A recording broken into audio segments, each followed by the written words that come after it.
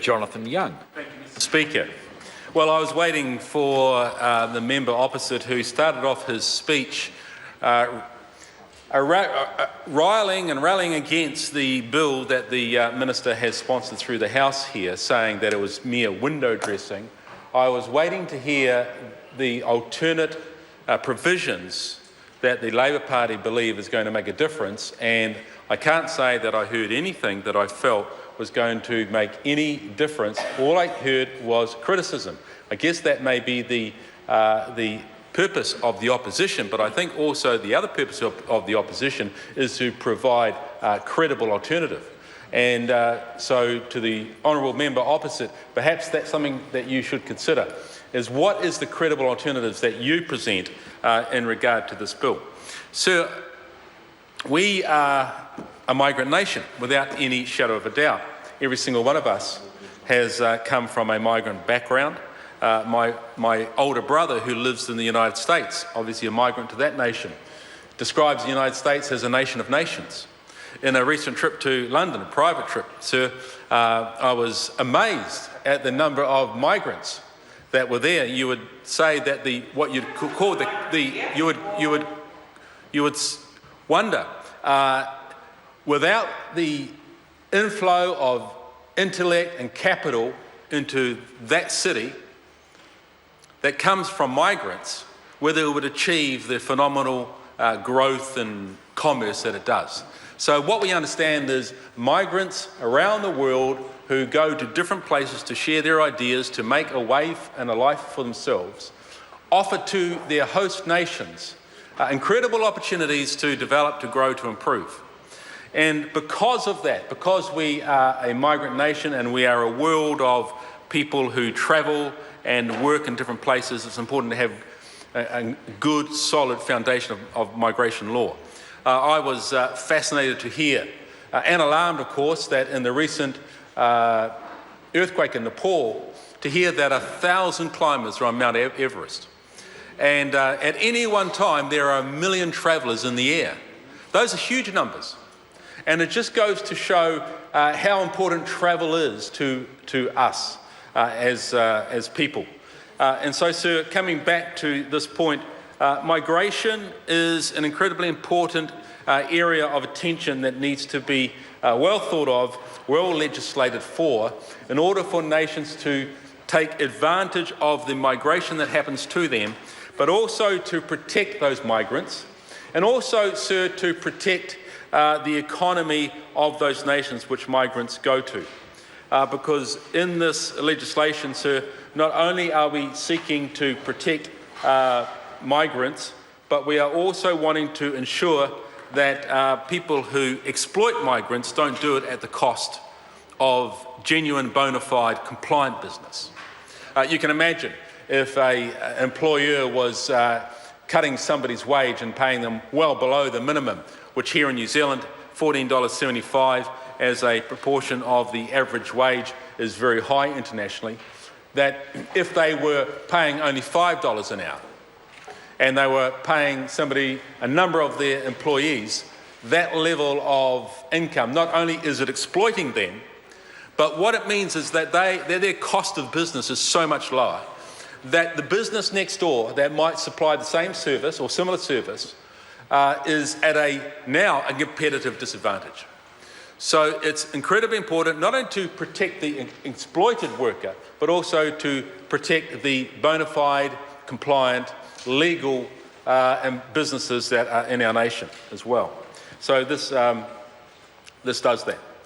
Sir, in my second reading speech, I alluded to a report in the New Zealand Herald. I wouldn't mind doing that again if you would give me the ability to be able to read the report. I'm sure I'll be flexible. Thank you, sir. This was a case when an Auckland employer was accused of exploiting migrant workers by refusing pay and using city offices with no bathroom or kitchen facilities for their accommodation, and failed to pay nearly $40,000 in settlement costs. And then they refused to do this, and the Employment Relations Authority then published a report on this, showing that the Auckland woman, Nora Jane Colos, sole director of e-Advance, e-Jobs and e-Reuse companies, had agreed to pay just under $40,000 to 6 complainants in November, but failed to do so. Sir, the complainants were owed a tremendous amount of money, and this was their claims of exploitation.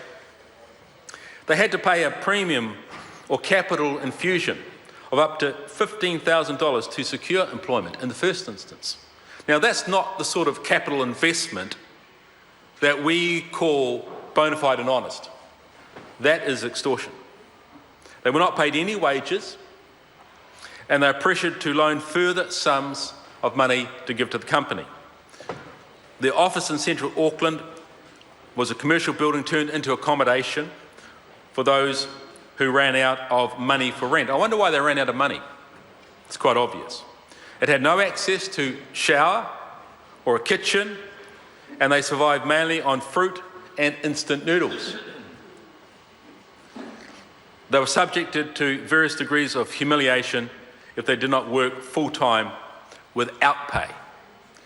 Of course, we are horrified at those sorts of conditions and that sort of exploitation.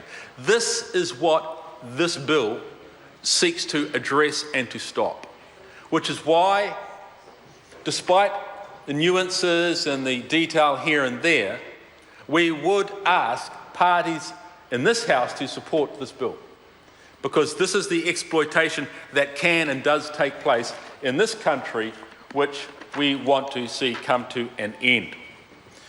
Sir,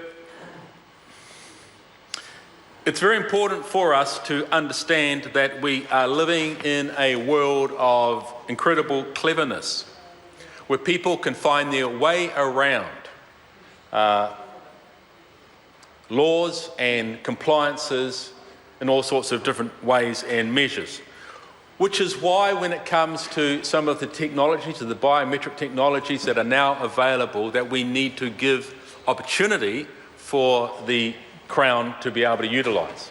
About 7 or 8 years ago, I went into the United States, went in, I think it was to, place of entry was Hawaii, and went through customs, and there, for the first time ever, I received an iris scan, fingerprints, iris scan. And for a brief few seconds, I think there were millions of calculations and processes taking place, which identified that I was not on a terrorist list. And that's the sort of technology that is available, and you'd be very, very well relieved to hear that, Mr. Bailey. That's the sort of technology that is available. Iris scanning is an amazing technology that identifies a person even more in more detail and in a greater capacity than fingerprints, and the technology is available to us today. And of course, these are the technologies that we need to do, especially when there is a fraudulent activity around identity documents. And it's important, sir, that we do keep up with the advantages of technology, because those who seek to work around the law will certainly use technology to their benefit as well. Sir, there are many provisions in this bill which the Minister has ably discussed and presented to the House, and I'm sure other members of the Select Committee will bring out to the debate today.